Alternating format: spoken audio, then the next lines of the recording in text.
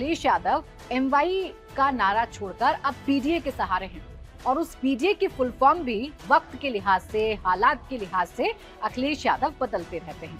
पहले पीड़ित, दलित और अल्पसंख्यक के नाम से बना पीडीए अब पीड़ित भी है, दलित भी है, अल्पसंख्यक भी है, अगड़ा भी है, शोषित भी है। अब धीरे धीरे करके जो फुल फॉर्म है इसकी एक्सपेंड हो रही है, बदल रही है, क्योंकि अखिलेश यादव अब पीड़ित, दलित के साथ साथ अल्पसंख्यक के साथ साथ अगड़ों की भी राजनीति करना चाहते हैं, अगड़ों में भी अपनी पैठ जमाना चाहते हैं। और इसीलिए आप अखिलेश यादव के जितने भी कार्यक्रम देखेंगे, एक तो ये कि अखिलेश यादव सॉफ्ट हिंदुत्व की राह चल पड़े हैं।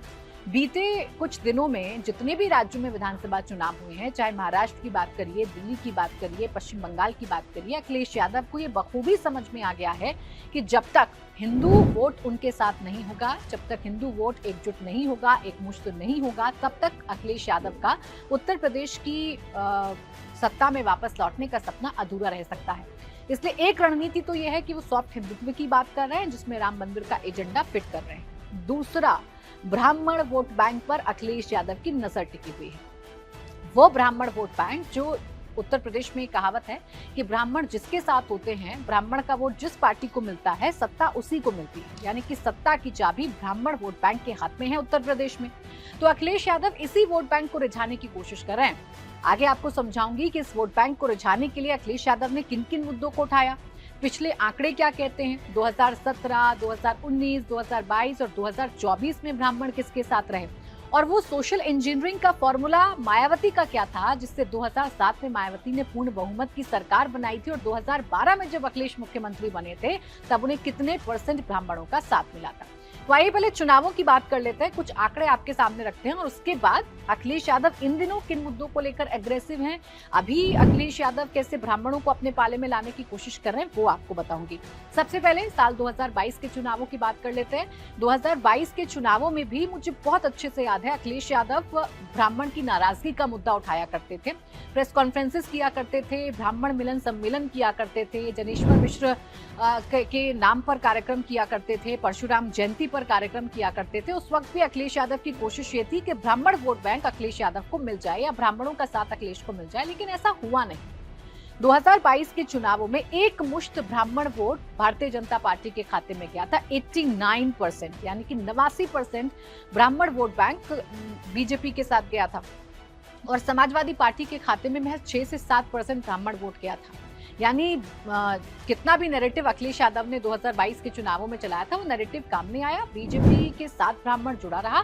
ये 2022 के चुनावों में समझ में आ गया था। 2022 के चुनावों में ब्राह्मण बीजेपी के साथ इंटैक्ट रहे थे। अब आइए 2024 के लोकसभा चुनावों की भी बात कर लेते हैं। इस लोकसभा चुनाव की बात करना इसलिए जरूरी है क्योंकि इसी लोकसभा चुनाव में, यानी कि 2024 के लोकसभा चुनाव में अखिलेश यादव ने पहली बार पीडीए का नारा गढ़ा था और पीडीए को सफलता मिली थी। 37 सीटों पर समाजवादी पार्टी के जो सांसद हैं वो चुनकर आए थे और सबसे बड़ी पार्टी लोकसभा में, यानी कि लोकसभा चुनाव में उत्तर प्रदेश की बन गई थी समाजवादी पार्टी। उस वक्त पीडीए को बड़ी कामयाबी मिली थी। उस वक्त क्या ब्राह्मणों का साथ बीजेपी से छूट गया था? तो ऐसा नहीं है। 75% जो ब्राह्मण वोटर्स हैं 2024 के लोकसभा चुनाव में भी बीजेपी के साथ इंटैक्ट रहे। हाँ, थोड़ी सी गिरावट जरूर आई, लेकिन 75% का ये आंकड़ा था और 19% के आसपास, 6-7% के आसपास समाजवादी पार्टी को मिलता रहा। लेकिन जब कांग्रेस के साथ समाजवादी पार्टी आ गई, चूंकि कांग्रेस के साथ गठबंधन 2024 के चुनाव में था, तो इंडिया अलायंस की अगर इन टोटल आप बात करें तो 18 से 19% जो वोट है ब्राह्मणों का वो 2024 में इंडिया ब्लॉक को मिला था। तो अब सोचिए, यहाँ 5-7% का ही अगर गैप आता है, यानी जो ब्राह्मण हैं वो 5-7% ही अगर हिलते हैं या 10% भी अगर हिलते हैं तो बीजेपी नीचे पहुंच जाती है। भारतीय जनता पार्टी को नुकसान होता है। 24 के लोकसभा चुनाव में समझ में आ गया था, क्योंकि 89% से 75 पर बीजेपी गई थी और इंडिया ब्लॉक का, यानी कि कांग्रेस और समाजवादी पार्टी का जो वोट परसेंट था ब्राह्मणों का वो बढ़ गया था, 18 से 19% हो गया था। तो उनकी सीटें कितनी पहुंच गई थी? 37 पहुंच गई। यही फॉर्मूला अखिलेश यादव अभी 27 के इलेक्शन में भी लगाने जा रहे हैं। लेकिन 2017 में क्या हुआ था?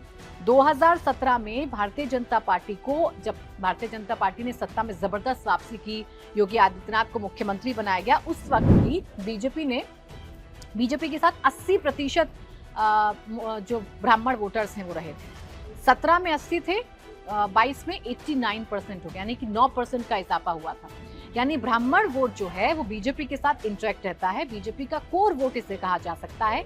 इस पर डोरे डालने की कोशिश अखिलेश यादव कर रहे हैं। अब देखना ये होगा कि अखिलेश यादव कितना कामयाब इसमें हो सकते हैं।